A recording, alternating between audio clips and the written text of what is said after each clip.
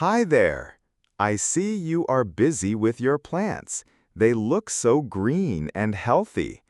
I must admit, I am not very good at keeping plants alive. I think my biggest problem is watering. I am never sure what to do. Hello, thank you. I enjoy taking care of them.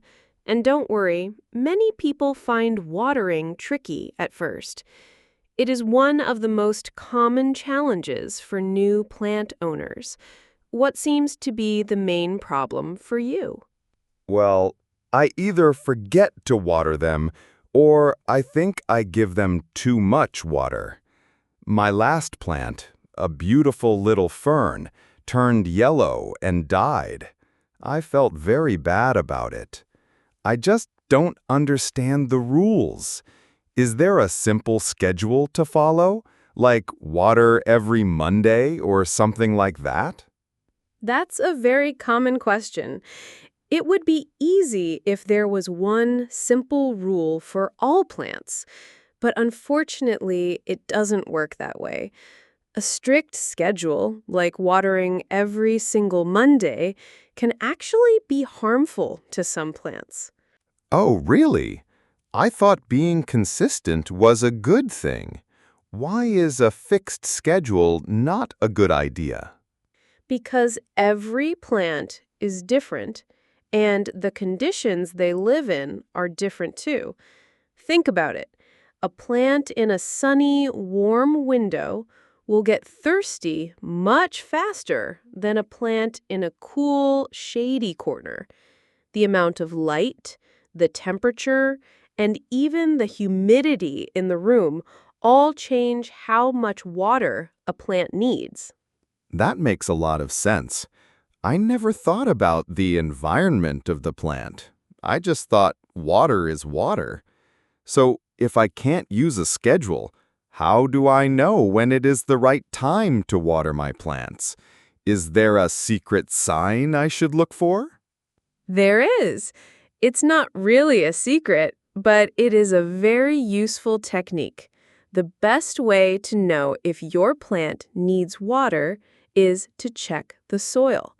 You don't need any special tools. You just need your finger. It's a very simple and reliable method. My finger? You mean I should just touch the soil? That sounds too easy. What exactly am I checking for when I do that? It is that easy.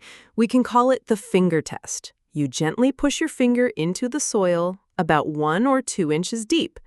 You want to feel how moist the soil is beneath the surface. The top of the soil can be deceiving. It often dries out much faster than the soil deeper in the pot where the roots are. So I stick my finger into the dirt. Okay, I can do that. What happens next? What am I supposed to feel? How do I know if it is wet enough or too dry? It's quite intuitive. If the soil feels damp or wet to your finger, then the plant has enough water for now. You don't need to do anything. You can check it again in a few days. However, if your finger comes out clean and the soil feels dry, that is a clear sign that the plant is thirsty and it is time to give it a drink. So if the soil is dry and enter 2 down, I should water it. But if I feel any moisture at all, I should wait. Is that correct? Exactly. You've got it. It's much better to check the soil than to guess. Guessing is what leads to problems like overwatering, which is actually a more common cause of plant death than underwatering. People often want to show their plants love by giving them lots of water, but it can be too much of a good thing. Overwatering is worse than underwatering? That is surprising to hear. I always thought a thirsty plant was the biggest danger.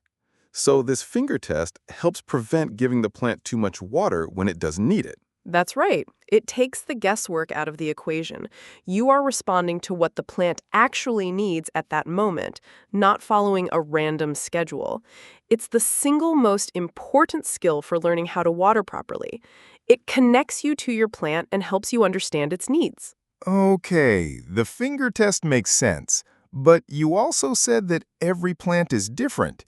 Does this test work for all types of plants? For example, what about a cactus? I know they don't need a lot of water? That is an excellent question. You are right to think about the type of plant. The finger test is the method you use, but the results will tell you different things depending on the plant. For most common houseplants like spider plants or pothos, you water them when the top 1 or 2 inches of soil are dry. And for a cactus? Or other plants like it? For plants that come from dry climates, like cacti and succulents, you need to be more patient. For those, you want the soil to dry out completely before you water them again. So when you do the finger test, you want to feel that the soil is dry all the way down. Then you can give it a good watering. They are adapted to long periods of drought. That is a very important difference.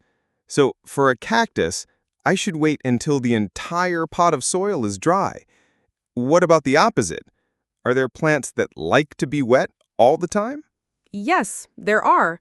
Think about plants that grow in tropical rainforests or near water, like ferns or calathea plants. These plants prefer their soil to be consistently moist. They don't like to dry out completely. For these types of plants, you would water them as soon as the very top of the soil, maybe the first ½ inch, begins to feel dry.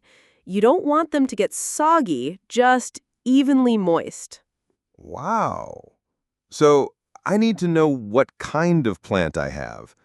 A fern needs water when the top is just a little dry, but a succulent needs the soil to be completely dry. That explains why my fern died. I was probably letting it get too dry between waterings. It's very likely. Understanding where a plant comes from in nature gives you big clues about how to care for it. A desert plant and a jungle plant have completely different needs. It's like they speak different languages, and learning their watering needs is part of learning their language. Always do a little research on a new plant to understand its preferences. This is all so helpful. Now, when I do water the plant, what is the correct technique? I usually just pour some water from a cup over the leaves and the soil. Is that the right way to do it? That's a common way to do it, but we can make a small improvement that will make a big difference for your plant's health. It is much better to water the soil directly and to avoid getting the leaves wet if you can. Oh, I did not know that. Why should I avoid watering the leaves? I always thought it was like a refreshing shower for the plant. It seems so natural. It does seem natural, like rain, but in our homes, the air doesn't circulate as much as it does outdoors. When leaves stay wet for a long time, it can create the perfect environment for fungal diseases and powdery mildew to grow. The leaves can develop spots or rot. Fungal diseases? That sounds serious. I definitely want to avoid that. So I should aim the water at the base of the plant right onto the soil, right? Precisely. Focus the water on the soil all around the base of the plant. This ensures that the water goes directly to the roots, which is where the plant actually absorbs it. The leaves don't absorb water, the roots do. Your goal is to get moisture to the root system. Okay. Water the soil, not the leaves. That is a clear rule I can follow. What kind of watering can or container is best? Does it matter? A watering can with a long, thin spout is ideal. It gives you very good control. You can direct the water exactly where you want it to go, under the leaves and right onto the soil. If you don't have one, a small pitcher or even a bottle can work as long as you can pour slowly and carefully. The key is control. You want to avoid splashing water everywhere. A long spout for better control. I will look for one of those. It seems like being gentle and deliberate is important. I think I tend to rush the process and just dump the water in. Taking your time is a great approach. Watering can be a very peaceful and mindful activity. When you do it slowly, you can see how the water is being absorbed by the soil and make sure you are watering it evenly all around the pot. I have another question. How much water should I use? I'm never sure if I should give it just a little sip of water or a whole lot. I'm always afraid of giving too much. That is the other big question everyone has. And the answer might surprise you. When you water, you should water thoroughly and deeply. Don't just give the plant a small splash. You want to give it a full, proper drink. Really? Water it a lot? But you said overwatering is a big problem. This sounds contradictory. How can I water it thoroughly without overwatering it? It sounds like a contradiction, but it isn't. The problem of overwatering is not about the amount of water you give at one time. It's about how often you give it. Overwatering is about watering too frequently when the soil is still wet. This suffocates the roots because they can't get any air. Ah, I see. So the problem is frequency, not quantity. So when it is time to water, I should not be afraid to use a good amount of water. Exactly. Here's the technique. You should water the plant until you see water starting to flow out of the drainage holes at the bottom of the pot. This is very important. It's a sign that the entire root ball has had access to water, from the top to the very bottom. The drainage holes, of course. That means the pot must have holes in the bottom, right? I think one of my pots doesn't have any. A pot without drainage holes is very risky for a beginner. It's like a bathtub with no drain. The water just sits at the bottom and the roots can rot very easily. If you have a decorative pot with no holes, it's best to keep your plant in a simple plastic pot with holes that fits inside the decorative one. You can take the plastic pot out to water it, let it drain completely, and then put it back. That is a brilliant tip. I will check all my pots for drainage holes today. So I water slowly on the soil until the water runs out of the bottom. Then I stop. What do I do with the extra water that collects in the saucer or tray underneath? That's the final step. After about 15 to 30 minutes, you should empty any excess water from the saucer. You don't want the plant to sit in a puddle of water. This also helps prevent root rot. So, water thoroughly, let it drain, and then remove the excess. Okay, I think I understand the process better now. But what if I make a mistake? How can I tell if a plant is getting too much water or not enough? You mentioned my yellowing fern might have been an overwatering issue. What are the signs? The signs can sometimes be confusing because they can look similar, but there are some key differences. Let's start with overwatering. A classic sign is yellowing leaves, especially the lower ones. The leaves might feel soft and limp, not crispy. The plant might also start to wilt, which is confusing because a thirsty plant also wilts. It wilts when it has too much water? Why does that happen? It wilts because the roots are drowning. When the soil is constantly soggy, the roots can't breathe. They rot and die. And if the roots are not healthy, they can't absorb water to send to the rest of the plant. So the plant wilts even though there's plenty of water in the soil. You might also notice the soil looks dark and wet all the time, and it might even smell bad, like a swamp. That sounds familiar. My fern's leaves were soft and yellow, and the soil was always dark. So I was probably killing it with kindness. What about the signs of underwatering? I assume they are different. They are. With an underwatered plant, the leaves will also wilt, but they often feel dry and crispy to the touch. The edges of the leaves might turn brown and curl up. The soil will be very dry and might even pull away from the sides of the pot. The plant will look lifeless and droopy overall. Okay, so with overwatering, the leaves are yellow and soft. With underwatering, the leaves are brown and crispy. That is a helpful distinction. What should I do if I see these signs? Can I save the plant? You can often save it if you act quickly. If you suspect underwatering, the solution is simple. Give it a good, thorough watering using the method we discussed. For overwatering, it's a bit more complicated. First, stop watering immediately. Let the soil dry out. You might need to gently remove the plant from the pot to check the roots.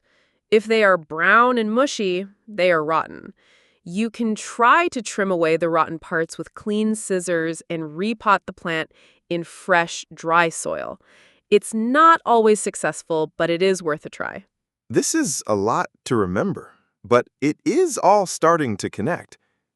Here is something I have never even considered. Does it matter what time of day I water my plants? Does it make a difference if I do it in the morning or at night? What a thoughtful question. Yes, it actually does make a difference. The best time of day to water most plants is in the morning. There are a few good reasons for this. The morning? I would have guessed the evening, to give it water for the night. Why is the morning better? In the morning, the plant is beginning its daily cycle of photosynthesis. It is ready to start using water and nutrients to create energy from sunlight. Giving it water in the morning provides it with the hydration it needs to have a productive day, so to speak. It can drink up the water and use it effectively all day long. So it's like giving the plant a healthy breakfast to start its day. That makes sense. What are the other reasons? Another important reason is evaporation. If you water in the morning, any water that splashes on the leaves has the entire day to dry off in the light and warmth. As we discussed, this helps to prevent fungal diseases from developing. I see. And what happens if I water at night? Is it very bad for the plant? It's not the end of the world, and it's certainly better than not watering at all if the plant is very dry. However, watering at night can create problems. The plant is not actively using much water when it's dark, and the cooler night temperatures mean that the soil stays wet for a longer period. Also, any water on the leaves will sit there all night, which is exactly the kind of damp, cool condition that fungi and other diseases love. So, morning is best because the plant is active and the water on the leaves can evaporate. Evening watering is risky because the plant is resting and the moisture can lead to disease. I will try to make watering a part of my morning routine from now on. That's a fantastic idea. It's a nice, calm way to start the day for you and for your plants.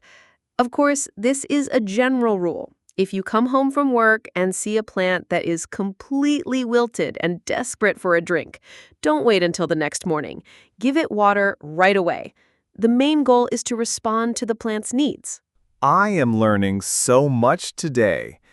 I have one more question that might sound silly. Does the temperature of the water matter? I usually just use cold water straight from the tap. Is that okay? That is not a silly question at all. It is a very important detail that many people overlook. Yes, the temperature of the water does matter.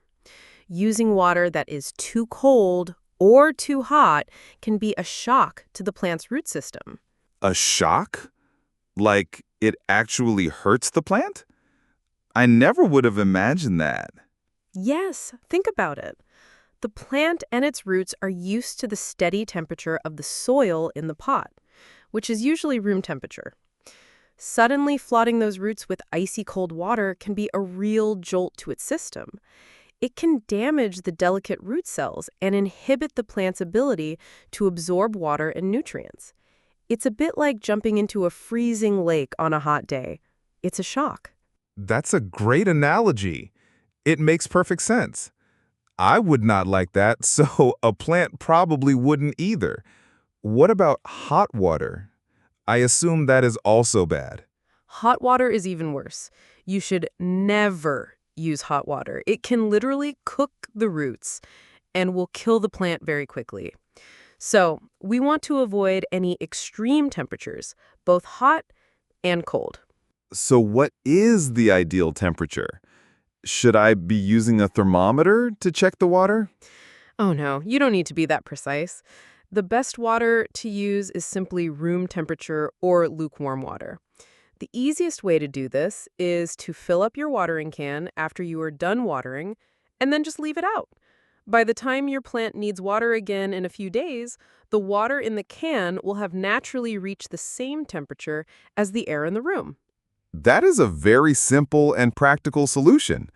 Just fill the can ahead of time. It solves the temperature problem and also means the water is ready to go whenever I need it. It seems like a good habit to get into. It is. It's one of those small details that contributes to overall plant health. Making the watering experience as gentle as possible for the plant helps it to thrive. It shows you are paying attention to its comfort, not just its basic needs. Okay, so the water should be room temperature. Now, what about the type of water itself? I just use regular water from my kitchen tap. Is that good enough? Or should I be using something special like bottled water? For most common plants, tap water is perfectly fine. It is convenient and it works. However, the quality of tap water can vary a lot depending on where you live. Sometimes tap water can be hard, which means it has a high concentration of minerals like calcium and magnesium. Is that a problem for the plants? I thought minerals were good for them. Some minerals are, but in high concentrations, they can build up in the soil over time. You might see a white, crusty layer forming on the top of the soil or on the pot itself. This mineral buildup can affect the soil's pH and make it harder for the plant to absorb nutrients. I think I have seen that white crust on one of my pots before. What else can be in tap water?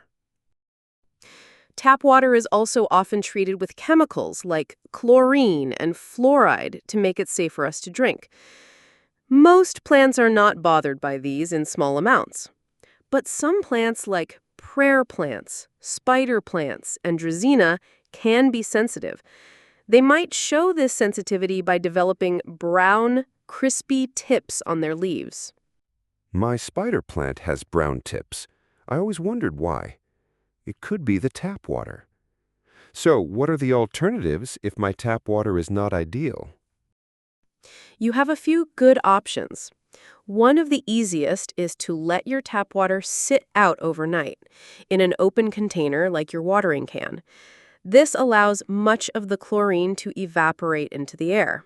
It also brings the water to room temperature, so you solve two problems at once.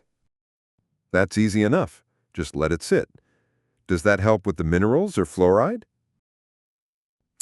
It doesn't really help with the minerals or fluoride. For that, you could use filtered water, like the water from a Brita pitcher or a filter on your tap. That will remove many of the impurities. The absolute best water you can give your plants, though, is rainwater. It's naturally soft, slightly acidic, and free of the chemicals we add to our tap water. It's what plants were designed to drink. Rainwater. I could put a bucket outside when it rains to collect some. That is a great natural idea. So, tap water is usually okay, but if I have sensitive plants or hard water, I can let it sit out, filter it, or use rainwater for the best results. You have summarized it perfectly. You don't have to be perfect, but knowing these options can help you solve problems like brown leaf tips and keep your plants looking their best. I feel like I have learned a whole course on watering today. It is so much more than just pouring water on a plant. I feel much more confident now. Let me see if I can remember the most important points. I would love to hear them. Go ahead. Okay.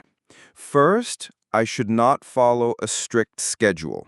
Instead, I should use the finger test to check if the top 1 or 2 inches of soil are dry before watering. Second, I need to know my plant.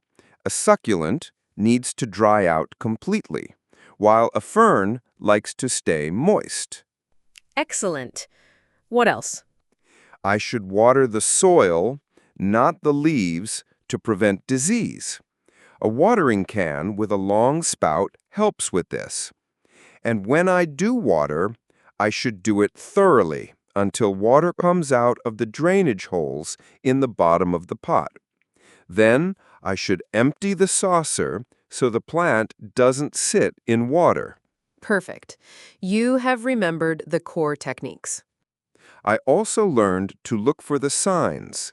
Yellow, soft leaves can mean overwatering. Brown, crispy leaves can mean underwatering. And the best time to water is in the morning, to help the plant use the water and to let the leaves dry. You are an expert now. Almost. I also remember that the water should be room temperature, not too hot or too cold. Letting the water sit out helps with this.